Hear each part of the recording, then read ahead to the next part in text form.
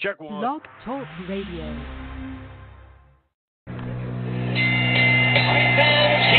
we go with the main event of the evening. Ladies and gentlemen in attendance, boxing fans joining us around the world. It's time for the bout you've all been waiting for.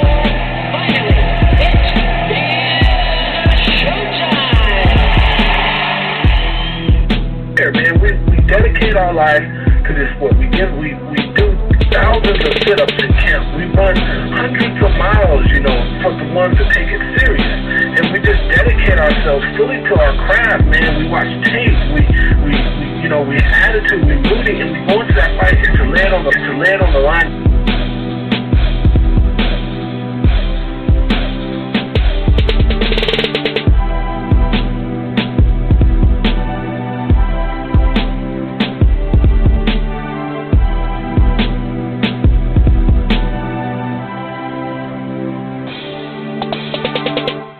Minnesota basketball fans, especially Gopher fans, the Living in Loserville podcast returns on a high note. That is for sure. Obviously, the Gophers defeated the Louisville Cardinals today. They tipped first. It was the first game, and boy, were our Gophers ready. I'm your host, Chris Carlson. My co-host, Aaron Miller, will be joining us very soon. So obviously, this one's going to be a whole lot of Gopher talk. Now, the Living in Loserville podcast, if this is your first time listening, it is a podcast that covers the Minnesota Gophers and the Minnesota Timberwolves. However, we're going to, late in the show, have a very small segment. I mean, we're not even going to basically talk about the Timberwolves. We do have some updates with some injuries, though. So we will talk.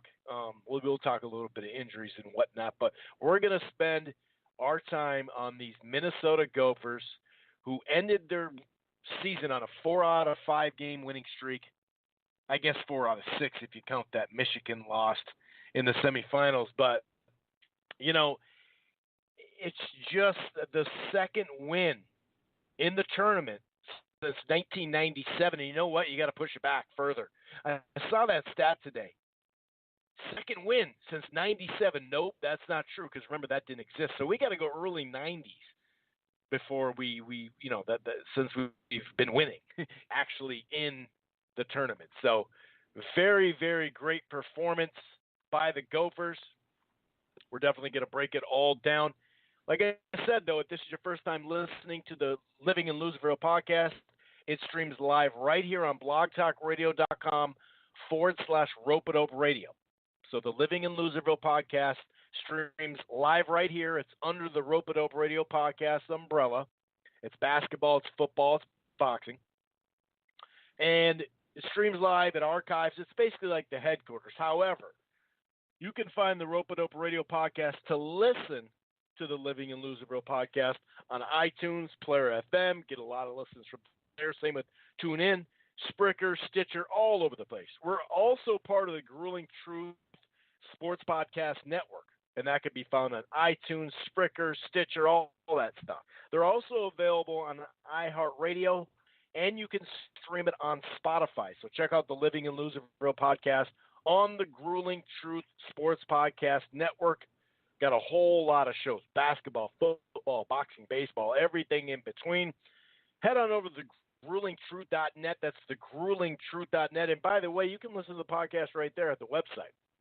You can check out some articles, whether it's past classic stuff with sports or nowadays opinion pieces, all sorts of stuff. I do a weekly prediction for basketball during the season and boxing as well. And while you're at it, you can place a bet. It'll link you right to mybookie.ag. One more thing. Now, we were talking about the DirecTV Now. That was a limited deal, okay? Now I have another limited time deal for you for DirecTV Now, okay? Now, it's for March Madness and kind of Game of Thrones, to be honest with you, too, if you think about it. So DirecTV Now, it's a streaming service. If you're thinking about cutting the cord or you have cut the cord, you're not happy with your cable, or you're thinking about, just for the NBA playoffs. I need TNT. I need ESPN. Just for March Madness, I need TNT, TBS, True TV. Who the hell watches that? I watch it, 3 weeks out of the year. True TV for the basketball. And here it is. No annual contract. Okay, you can stream DirecTV now anywhere on your TV, your phone. You can do it on a tablet that also has the cloud DVR. And the plans start as low as $50 a month. Now, here's the thing. You can get a month free, not a 7-day trial like the other deal, a whole month free with the promo code March 2019. So it has that March feel to it. That's promo code for that first month free, March 2019, and that code expires at the end of March. So this is for the tournament. Now, these plans include, actually, if you go with the Plus or Max, which some people have, HBO is included, and this is where the Game of Thrones comes in. If they're going to include HBO, obviously they made a deal because Game of Thrones is like 3 weeks or something away from starting. So remember that. DirecTV now, $50 a month it starts at, no annual contract, yada, yada, yada. And for those boxing fans out there, Showtime's only $11 when it comes to that. So just so you know. Anyway, I'm going to go ahead and bring in my co-host and see how he's doing. Obviously, he's got to be feeling pretty good with a Gopher victory. What's going on, Aaron? How you doing, buddy? Good, man. It's good. It's good to see a game like that coming into the tournament. I thought that I didn't know what I was going to see. So hoping for the best, but, kind of letting history be a guide. And it really was a refreshing game to watch. They really played well. Yeah, they really did, man. They really did. They got off to a fairly competitive start, I'd say. I think they scored 9 minutes, or no, it was 8-7, 6 minutes in. You could see Murphy and Arturo kind of played strong early on. I think it got to 16-12. Louisville got up a little bit with 9 minutes left. In the paint, points were starting to add up a little too early for my thought process there. I'm like, that's a little too early for my liking, because we talked about how they have the two bigs, and if Murphy got into foul problems or Arturo got into foul problems, this might be an issue. But then Gophers kind of got it going, got back-to-back threes, 11 freaking three-pointers. Gabe led the way, 21-17, 6 minutes left. Gabe hits another three. They're up 28-21. In another three, 31-24. I'm looking at these little notes. Now, Louisville kind of cut into the lead at that point, though. They started using defense. They started knocking down shots. You saw that in the second half as well. So they cut it to 35-33. Then there was a three by Coffee. He had 13 in the first half. 38-33 at the half for the Gophers. 6 3-pointers, ended up hitting 5 in the second half. And right off the bat, another 3-pointer right off the bat in the second half. It was beautiful. I think that was Murphy. What, he hit like 8 all year or something like that? I forgot what they said. But then Gabe hits his third one, and next thing you know, it's 46-38. And then 5 minutes into the second half, we got a 10-point lead. Then another three by Gabe. He had 5 by that time. Crowd going crazy. It's 59-43, finishing off a 16-5 run for the Gophers. And, ain't no stopping us now, right? Like the local K-fan station would say and play in the background. It looked like, here we go, dude. We're going to the second round. Round of 32, here we come. But then the full court press came out by Louisville. They cut it down to 62-50. Then we kind of spurted out, got it to 70-57 with 6 minutes left. Murphy hit his second three. But then Louisville, and this is when they kept hitting shots. They hit back-to-back threes. They cut it to 9 points with 4 minutes left. Now, obviously, they counted that three-pointer that looked like – I think there's so many games going on, Aaron, that they couldn't get the great camera that you can zoom in on or something, because you could kind of see the flick of the wrist. It was still on his hand on that three. That kind of threw me off. They counted it. It is what it is. I think with 2 minutes left, it was 76-69. So they're within 7, but it really didn't matter. Gophers, prevailed. There were a couple of things that I left out because I know that you wanted to cover some of that. We were texting back and forth. I was behind you in the game. So I'm like, no spoilers, no spoilers. But let's talk about the game flow. And, the refs were kind of saying, hey, Louisville, we're helping you out here a little bit. What'd you think of the game? What'd you think of when they started coming back in and then we push it back out to 13? Just overall, the effort, the defensive effort, and like I said, 11 threes. Is that the most in tournament history? Is that what they said? I saw it really quick, 11 three-pointers. Yeah, I'm not sure if it was the most in tournament history, but it sure was a lot. I'm not used to seeing something like that coming from the Gophers. And, the whole game sort of had that feel to it. You want to see teams step up in March, and particularly in the tournament. And that's not something we're used to really seeing around here from a Gophers squad. And I don't want to go ahead and project that it's something that's going to continue, but it was sure nice to see for one game. I thought defensively they were locked in. They really tracked the ball well. They got on their guys, and they were just persistent about it. No, you didn't see a lot of turnovers. You didn't see a lot of fouls that were,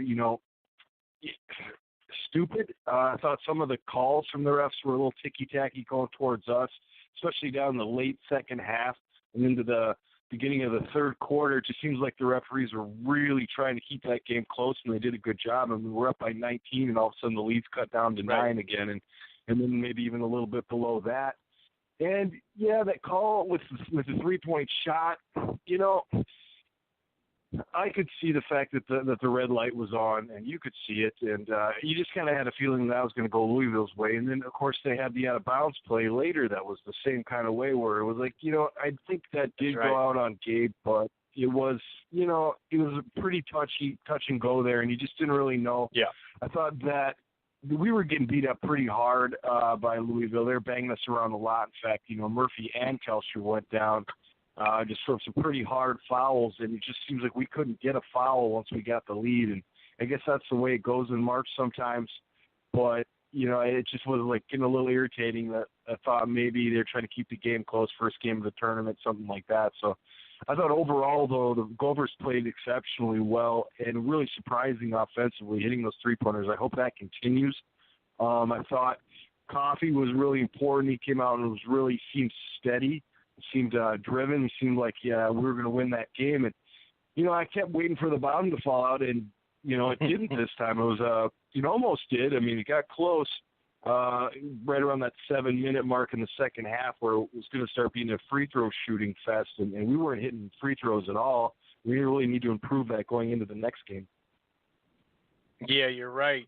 17 of 26. 26, hey, man, that's good. You're getting to the line, right? But if you're hitting 17, that obviously is not good. You hit it right on the nose with the turnovers. Only 5 turnovers. That's really impressive. Overall, shot 40% from the 3-point, hit 11 like we talked about. Shot 50%, man.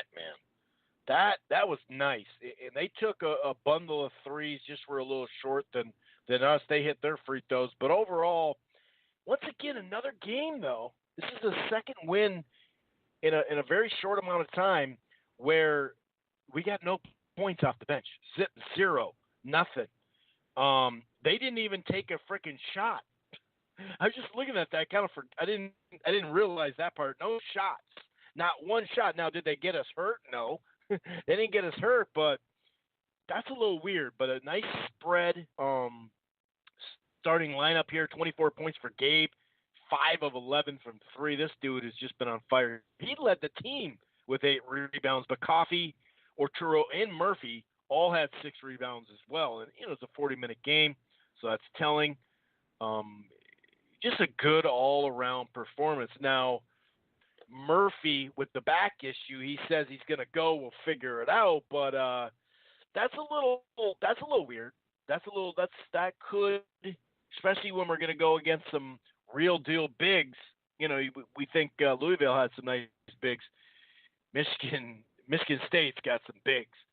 So, you know, right as of right now, as we, you know, preview the Michigan State game coming up here, we know the day, obviously Saturday, but we do not know the time as of right now.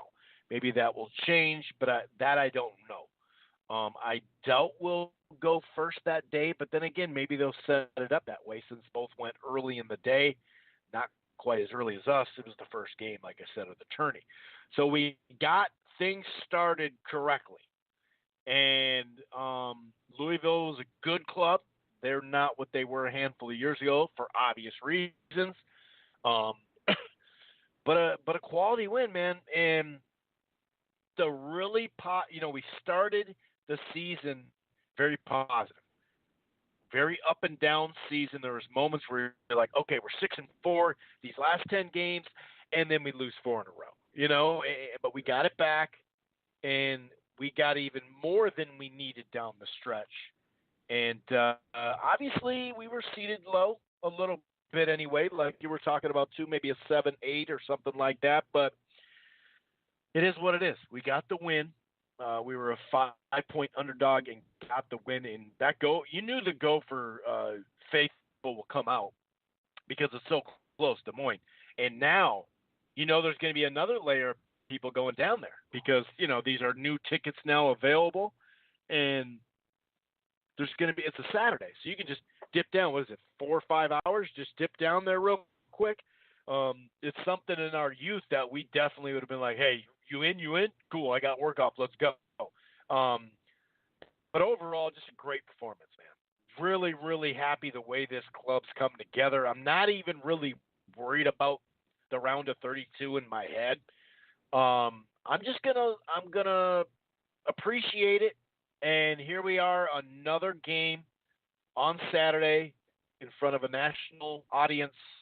And let's just hope some power forward out there, hopefully the guy from Marshall down there in Rochester. I don't see that happening as a 5-star, and everybody and their mom wants him. But let's just hope a solid power forward, you know, we land this all helps, whether, you know, because there was a couple of them at that Purdue game at home, making it to the tourney, winning a round against a quality club as a minor underdog. Let's just hope this all mixes it up so we can really look forward till next year, because obviously, you know, losing Murphy's going to hurt. He led the nation with 22 double-doubles.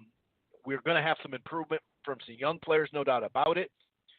We need to find a productive guy as a freshman that could come in and give us, you know, 12 points, 8 boards or something like that. But anything else from this game that you'd like to talk about, sir, as we move on to Saturday's game against a well-known Sparty team that always seems to, you know, get the best of us, let's be honest. You know, the two young guys, Kelcher and Oturu, really stepped up, played really, really well. It gives you hope for what will be next year. You know, Kip came out and played really well. He hit some long-range threes, which we hadn't seen him go that far deep, but he really went deep on a couple of those and seemed pretty confident in shooting them. You know, Dupree, he missed a few threes coming out the gate and then, you know, caught on a little bit later. You know, we can shoot the three, like I mentioned in an earlier show. It's just you got to be able to do it. You know, you got to have the trigger to do it, and it was just good to see him come out and hit those. You know, you knew you were going to get a packed-in defense against Louisville. You know, they didn't think you could shoot from the outside, and to be honest, you know, we haven't shot well from the outside. So he kind of worked in our favor. We got some good shots early like we thought we would, and then we stretched it out and opened up the inside a little bit. Murphy did some good work inside, especially that move. He just kind of drop-stepped into the lane. Guy felt the guy on the other side and went in. That was good to see. They just seemed like really in tune to what they were doing. They need to be that way against a Michigan State team that kind of handled us. It was an interesting weekend in East Lansing when we went there last time. So I kind of want to not look too much at that game. So we get to play Michigan State twice. As you said, we've played a lot of good teams in our conference more than once. And here we've got Michigan State coming in, a really good team not the Michigan State team that we're used to seeing with some high first rounders, but a well-balanced and deep Michigan State team with a lot of size. And, it's going to be a Big Ten matchup, so it's going to be rough. Murphy's going to have his back taken care of, and we're just going to have to get back into the Big Ten again. It's, odd that we have to play one in the second round, but, if we play as well or close to as well as we played today, it's going to be a really good game against Michigan State. Of course, the Gopher fans will be there. That'll be a nice advantage. East Lansing is a little farther away from Des Moines, but I'm sure there'll be some Michigan State fans there as well. But it was good to hear a good Gopher roar every made basket down there in Des Moines. Well said. It really was. And Patino mentioned that after that, that type of stuff does a lot more than we think. And like I said, there's definitely going to be another layer on top of that. If there's available tickets, people are going to buy them up, man. That's just how it goes. It's just so close. It's really not that far away. So, but you're right about that game. This is like a long time ago now. It feels like when we faced Michigan State, it's kind of a throwout game. They shot almost 52%. We shot 36%. Neither team hit the three much. Our free throws were just horrendous that game, 14 to 23. In assists, dude, that just keep moving the ball, 27 to 14 in assists, and turned the ball over 6 times. So we played about it as bad as we're going to play. Knock on wood. And Michigan State, they lost, a key piece, right? And all of a sudden they lost to Purdue, Indiana, and Illinois on the road. And you're thinking, man, let's see. And remember, that was when they needed a win, right? That's exactly when the Gophers came into town. And I remember talking about that, saying, what do you know? Michigan State, that's not an easy game already, but they've lost 3 in a row. Do we really want to face them at home? And sure enough, we were just part of a problem. You know what I mean? It was just one of those things where you're like, yeah, it's going to get good. Too bad. It's going to get good. But that sparked them, man. They beat us. Then they went to Wisconsin, beat them on the road. Michigan on the road. Did lose a very tight game to Indiana, but turned right around and beat Michigan to close out the season, beat Wisconsin in the tourney, and then Michigan again. Now, they were sweating it out, to say the least, today against Bradley. And actually, I just got back from working at the bar, and there was a guy with the Bradley University. I shoot the shit with him. Hey, got a nice little club there in Bradley. Where the hell is Bradley? I don't know, but you got a nice little club. They definitely, they definitely hung in there. And Izzo freaked out on, what was his name? Aaron Henry. He was screaming at this guy to the point where, what's his toes? Probably their best player, Winston, had to calm Izzo down. Like, dude, everybody calm down here. We're gonna win this game. Everybody calm down. Now, the last 2 minutes, when you look at the score, 76-65, you thought, I'm sure Bradley hit a couple of late threes or something and made it close. But like I said, that was not the case at all. That was not the case. That was a tight game, and Winston scored 26 points there. But that was not an easy game. 35-34 at half. Bradley was up. Michigan State, like I said, it was tit for tat the whole time, and then until the last 2 minutes, they ended up winning that second half 42-40. What's your gut feeling coming into this one? Obviously, Izzo, Sparty, they're just a dominant force, and they get the Final Fours going out of style, and that's just their MO. They get to Final Fours. Not to say that they got it this year for sure or anything like that, but what's your thoughts coming into this game? There's no such thing as a moral victory, but there kind of is. To me, it kind of feels like that Michigan semifinal game. I just want to belong on the court. I know that sounds bad, but we're not playing on Saturday. You know what I mean? We're not going to play on Saturday, me and Aaron. We're not playing. So our mentality is getting us ready for what can happen or what cannot happen. You know what I mean? So to me, I just want to show up, Aaron, and say, hey, win, lose, or draw, we went out fighting this year, and I'm already proud of the team. I'm happy with the team. It really helps for the future and the recruiting and all that. Getting to the tourney, 2 almost would have been 3 in a row. And 3 in a row trips, we haven't been there in a while that way, even though technically I know we did. But what are your thoughts heading into this Sparty game, man? Because obviously this is just a perfect living in Loserville situation, too. Oh, they struggled in the first round. Oh, yeah. So they were looking ahead. They're coming off such a big run. And, they obviously got caught looking ahead to what's not just us, but just in general. And they almost got caught slipping here as a 2 seed, man. Of course, now they're going to be on their P's and Q's now that they almost got caught slipping, right? Look, man, let's keep going. That's the way I look at it. We played really well today. I'm trying not to take too much out of that, except for what I saw in body language and the way we sort of went about it. No turnovers, really good defense, solid breaks. I wish we had a little bit more depth, but we don't as of now. I mean, we could get Mott's back. I'd like to see him maybe use Washington a little bit. If someone's going to shoot off the bench, it's going to be him. He loves to shoot the ball, but you got to remember that Michigan State perennially, in the NCAA tournament has been upset. They get upset at least every other year now. It's not going to be a huge upset for us to win, just having them being conference, also playing, being a conference team. We see them a lot. They see us a lot. We know them. We've had Murphy and Coffey for a good 4 years and 3 years respectively.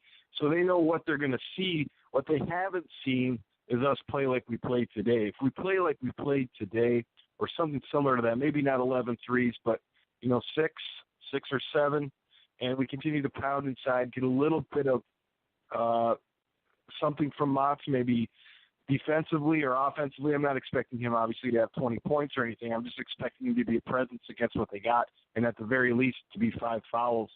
I think that, we can win this one. It's just we've been playing well in neutral site games. That's a big thing. It's going to be a bit of a home game with our crowd. I think that leads well. I really wanted to see us beat the Louisville Cardinal just because I don't like the narrative they keep putting out. Maybe they won't keep scheduling us against Louisville anymore. Maybe they'll put this baby to bed. And we did it the right way with a win and not a loss. So I really feel like if we play well, Chris, and we keep the defensive intensity, I think we got a really good chance to beat Michigan State. Now, I'm not going to go out on the limb and say that that's going to happen, but I think it's going to be a little bit closer as far as Vegas is concerned. And I think that if we just can keep the defense the way we kept it today, we'll definitely be in the game with a chance to win it. And that's it right there. You said it right there. I mean, you said a variety of good things, but that's the key piece for me, too. Just be right there. Anything can happen in the last couple of minutes or last second, whatever. Just be there, like you belong on the court.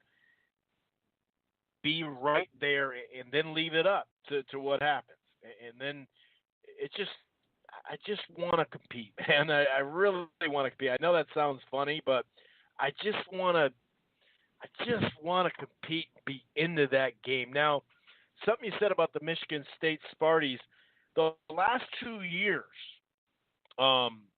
they've been beatable early in the tournament. Last year was the first time they ever lost in the first round under Izzo, and he's obviously been there since the 90s. And then 2 years ago they lost, I think, as in the second or third. They got upset, but under Izzo, though, he's not a guy that goes home off of his where his seat is. Traditionally, they don't go home early. In fact, he's overachieved and gotten to plenty of Final Fours that nobody really thought he would. But the last couple of years, that is true. And this is a different squad this year. Last year, they got like 3 guys, from last year's squad playing. in the league. There might not be a guy who stays on a club for more than a couple of years on the current making of this team right now. Winston's a solid guard. Maybe he'll find a home. Maybe he's a second rounder, whatever the case may be. They got some bigs. They got some experience, no doubt about it. But for Michigan State, less is more this year, and it's really worked out for them. And sometimes when you have the layers of guys, there's only one ball, as we know, Aaron. And to me, it's just the roles were not defined for Sparty last year, and it was clear in a lot of ways. And this time around, it feels more like an all-around team that can get you in a variety of ways. So it's going to be interesting, man. It is going to be interesting. I'm really looking forward to this. Are you willing to go out on a limb and pick our Minnesota Golden Gophers, keep dancing all the way into the Sweet 16? Are you willing to go that way? I am, and I will say this is why. I think we're going to see Washington come in and play a little bit just because we've got to counter Winston. He's a true point guard, and he's good at it. 24 points he had against Bradley, 3 assists or four assists, and it's going to be hard for anybody to guard him. He's a little too quick for Gabe, and you got to have another presence in there. I think so. We'll see Washington. I hope that they kind of let him go a little bit. I want to see if he can light up in the tournament. Now, it could be costly. I think you maybe start him early in the game and kind of see how he goes, but he's kind of that X factor that we're going to need. I think he's a player off the bench that can help. It's one of those things you got to kind of feel it out and see if he's going to come out taking stupid shots. Obviously, we can't afford to have him in the game, but defensively, we need someone a little bit quicker to guard Winston, who I think is their best player. They've got a couple other good ones with Tillman and McQuaid. And then Ward had a great game. In 8 minutes, he put in, or 10 minutes, he put in 8 points and 5 rebounds. So, we got to watch him too. But we do need a little more help from the bench. But, what I saw today really encourages me. It's everything that I wanted to see during the season. I think Louisville is a good club. I think they're just kind of like I said last week, the ACC version of us.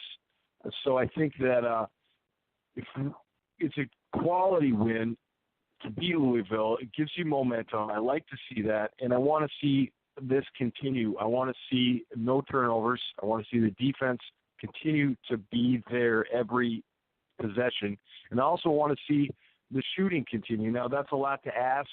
I don't think there'll be a buzz. They just kind of have that look in their eyes like they know what they're doing, and it's a senior-led club, which is an advantage because a lot of these squads don't have many seniors. We have 3 senior starters. I don't know. You could count Coffee as a senior, but officially 2 senior starters. But sure. Coffee's been here an awful long time, and he's kind of a leader, so you need to get behind him. And I think if he plays well, and if we can get the kind of shooting from Gabe, and we watch the fouls. The fouls are going to be interesting too because we're going to have a lot to give. So we need Motts, and we're probably going to need Washington in this one just to give the guys some breathers. I thought Omersa came in and played pretty well too against Louisville.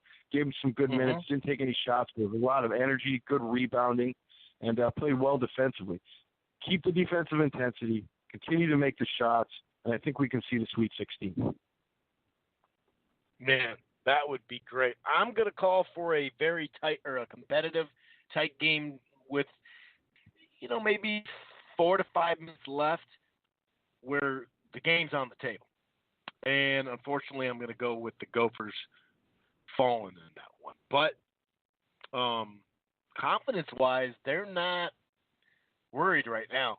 Like you said, they're loosey-goosey. They're coming in. They were already the underdog. Now they're really a large underdog. It does, I don't know, it just instinctually, I think, especially with college kids, the fact that they just got a wake-up call generally does not mean, not mean a good thing. It does for Michigan State, but not necessarily us. But, man, it would have been nice to play Bradley, I'll tell you that. Because then they would have been all pumped up that they did it, and they would have had this big celebration, and then they come out flat probably, and we would have smoked them. But that's neither here or there. Man, that would be crazy if we got to the Sweet 16. That would be phenomenal. But like I said, I mean, they got a lot of confidence. They got a ton of confidence. They're not going to be afraid. And if we could just, like you said, duplicate some of these things we've been doing, we've been on a run. And it's not like we're going to be tired. You know what I mean? We didn't have to travel across the country or anything like that. So let's hope. Let's hope. Now, as far as the Timberwolves, this is going to be a quick segment. Two things real quick. Covington had a setback in his bruised bone injury. He's done for the season. And we talked about last show, why not just shut him down? What's the point? Well, I guess that's what happened. He was on the court. He was practicing. They put him into the D-League to try to get him a little run.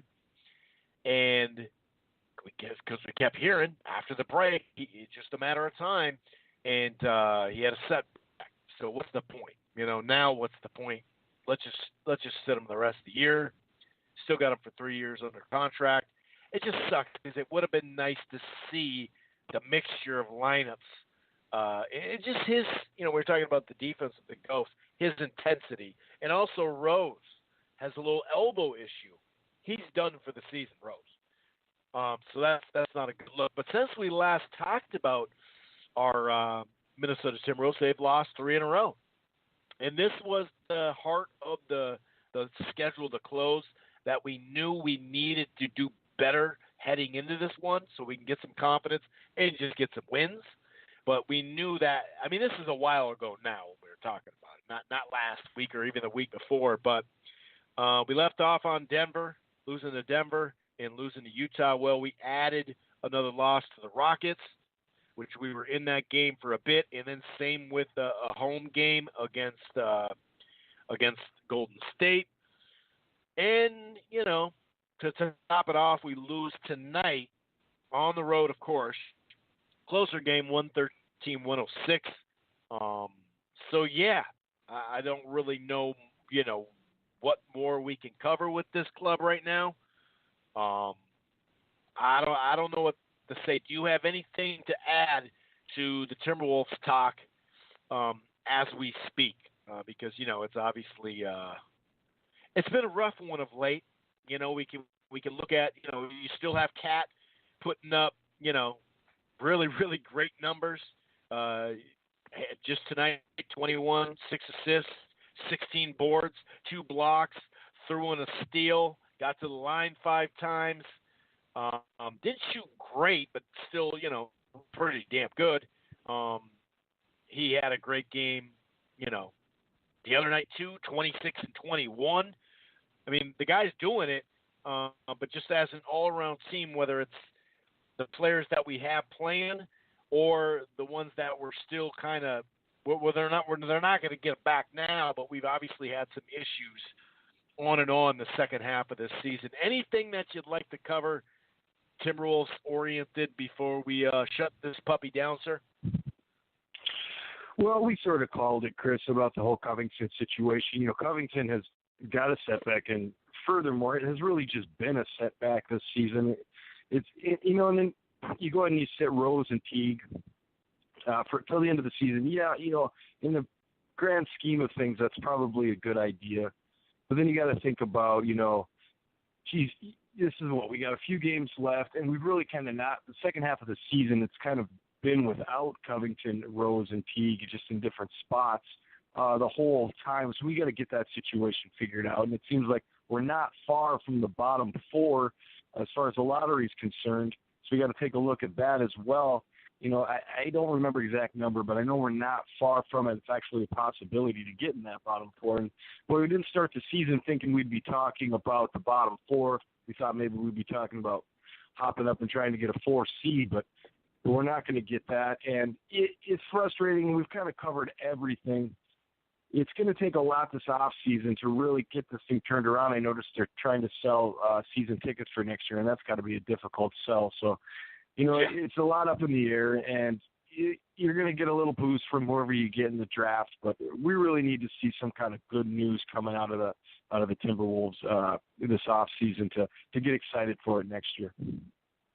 Yeah, that's about it. And by the the way, just as a reminder, folks, next week, or maybe even a handful of days, we're going to talk about it, but we will be doing a free agent show, okay, for those who have listened to both shows, Living in Louisville and the Purple People Eaters podcast, which covers the Vikings mainly and also the Gophers as well, just like how we got the Timberwolves and the Gophers in this one, basketball.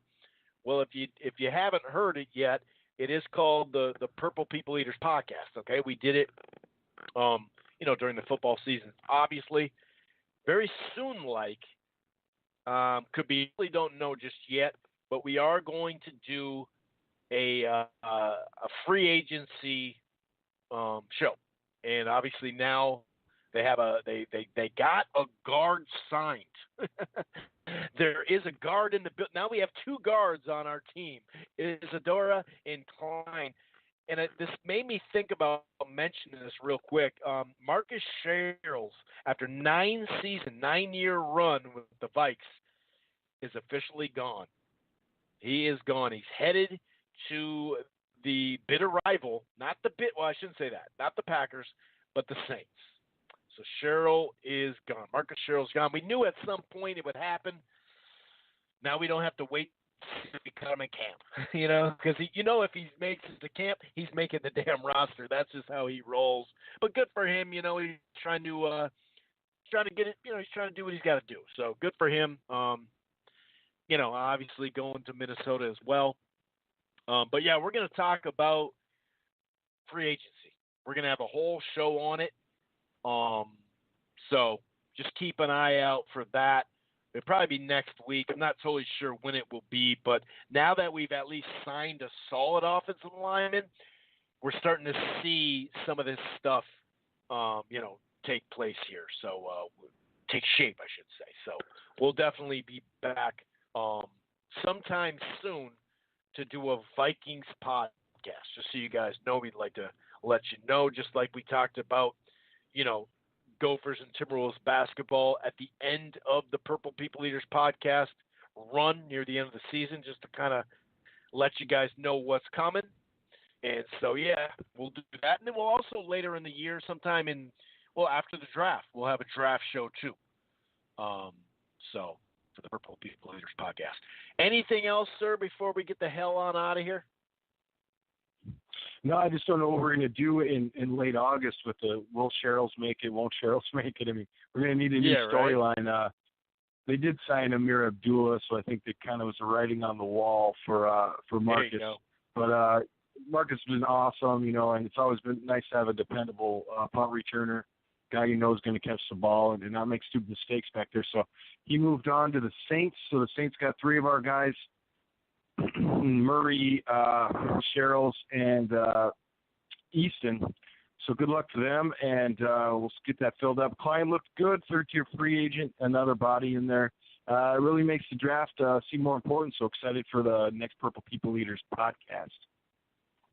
There we have it. That's it for Chris and Aaron. This has been the Living in Loserville podcast. It's not Loserville right now, baby. We'll see you. We'll be back really quick on this show, too. Jeez, I almost forgot. We will be back. I don't know when, guys. I don't know when. I don't know if it's Saturday night or Sunday or sometime soon. We're going to at least have a recap of what the hell went on the Michigan State game on Saturday.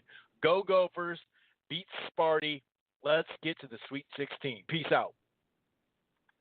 Once you become the world champion, I believe that you feel you have the upper hand. So now, because you fight, let's say you fight